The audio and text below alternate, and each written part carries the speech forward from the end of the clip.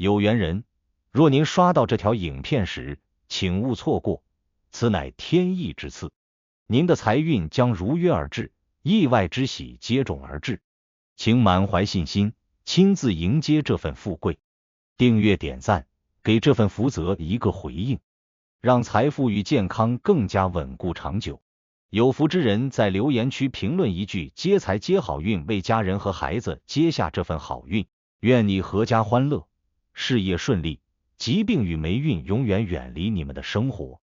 今天要分享的内容是紫微高悬，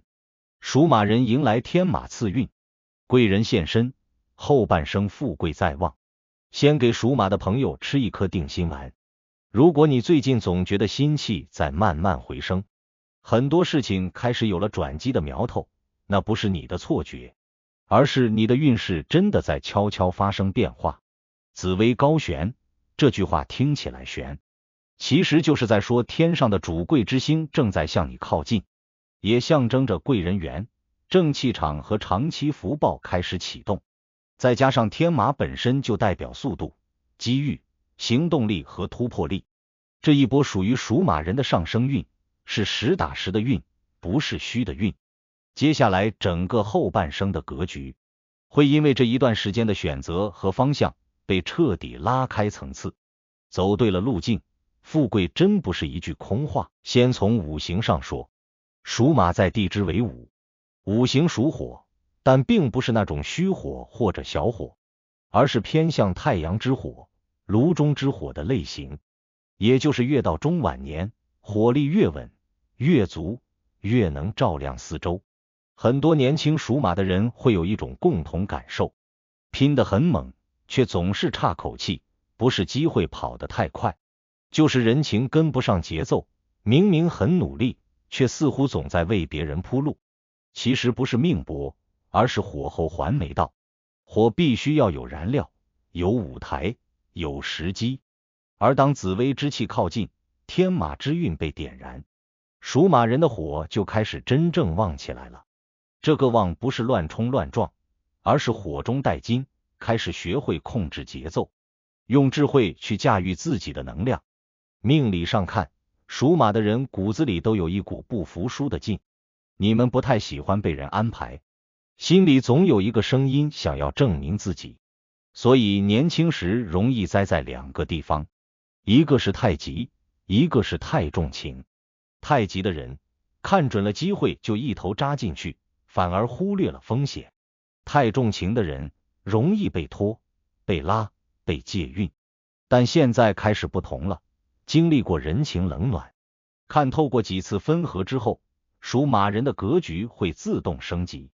你慢慢开始明白，什么是该留的，什么是该放的，谁是真正的同路人，谁只是路上的看客。这种清醒感就是贵人要靠近之前的征兆。所谓贵人现身，并不一定是某个穿着光鲜、手握资源的大人物突然站在你面前，有时候更像是一个关键节点上的推手，可能是一句点醒你的人，可能是一份拉你一把的机会，也可能是一个让你开窍的事件。尤其是到了中年之后的属马人，你们的贵人多半出现在事业转型、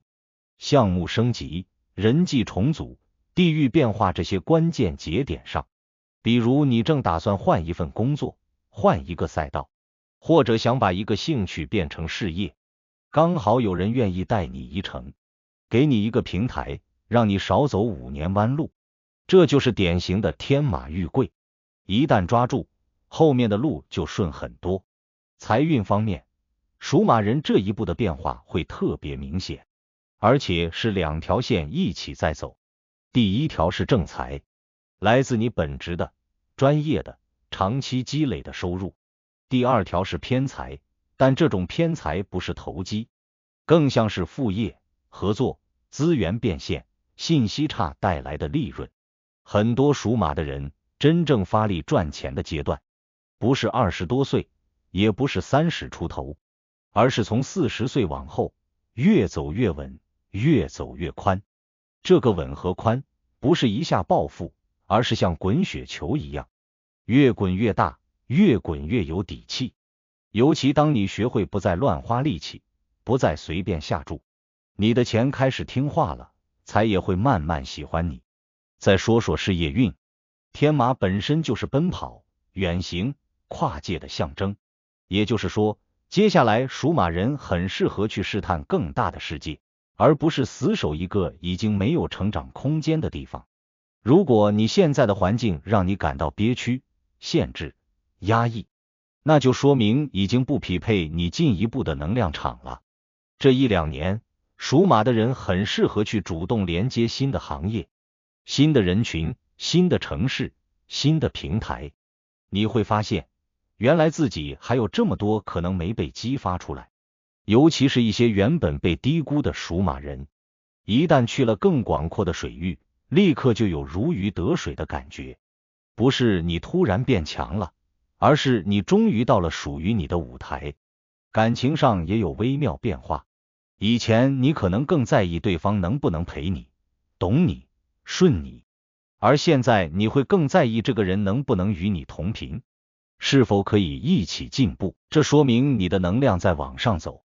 当一个人开始在精神层面择人，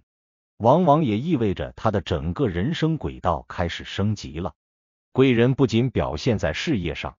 也表现在你身边的人开始变得越来越干净，越来越正向。